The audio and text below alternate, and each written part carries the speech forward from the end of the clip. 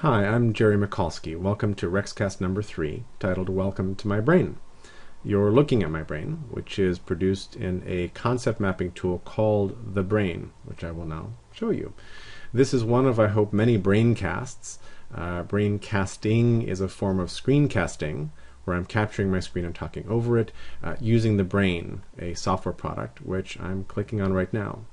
As a matter of full disclosure, the Brain is created by a little company down in Los Angeles called The Brain, and I'm an advisor of theirs and also have a little bit of stock. I'm also one of their biggest fans and probably their largest individual user. I've been using this product for 12 and a half years, and in fact pouring all my data into one big data file. Rather than creating a new map every time I have a new idea, I keep adding things to the same data file, and at this point have 127,000 of these little nodes called thoughts in the Brain file that you're looking at right now. And I'll tell you how to look at it yourself at the end of this at the end of this braincast. So each thought can have one or more parent thoughts. Those are these here above the Brain.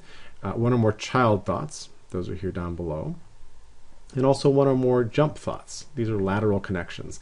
Really, there are only two kinds of connection: up, down, and not up, down. And you can make them mean whatever you want.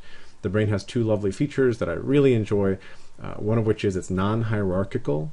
That means that I don't have to go end up at the top. There is no top. In fact, at one point, just to show somebody that, I connected the top to some other random place and then made circles around.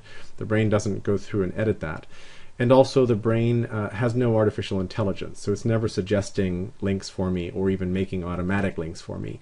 I have to use my wet brain in my head to make those links, which I really like, because as I'm moving around here making associations, I then remember more things and see more things in context. A few more things on the screen. These links over here are siblings of the current active thought, which means they have a common parent with the active thought. The thoughts you see across the top here, this is a pin board. Anything I drag up here will stay there until I move it, so that's pretty permanent. And then the thoughts you see across the bottom are actually history, so those are breadcrumbs of where I've been. Anywhere you see an icon, like here it says the Brain, the product, this icon, this thought right here has no icon, but here there is an icon. If I click on it, it'll launch my browser to that web page. So here's an empty browser, here comes the page for the Brain's own website. So you can do that from any thought. It's very easy to link a thought to any URL and in fact any path name on your drive.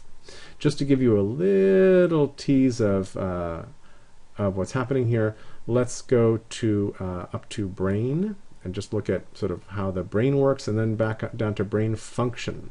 So you can see the richness of this product. So what you'll see in a second, here we go, is all the different articles and concepts that I've attached to how your brain works. So here's Howard Gardner, who has authored many books about brain function. If I click on Howard, he'll come into the middle and we'll be able to see a lot of the books that he's written. So Changing Minds, Creating Minds, 5 Minds for the Future, Frames of Mind, The Unschooled Mind. If I click back on Brain Function, we can go back to Brain Function and you can see the rest of these. I will leave you with this particular screen, but I'll be doing more braincasts, and I'll refer back to this one as the intro braincast. You can see my brain online at webbrain.com. They usually feature it. It's just called Jerry. Thank you very much for watching this first braincast, and I look forward to doing a lot more of them.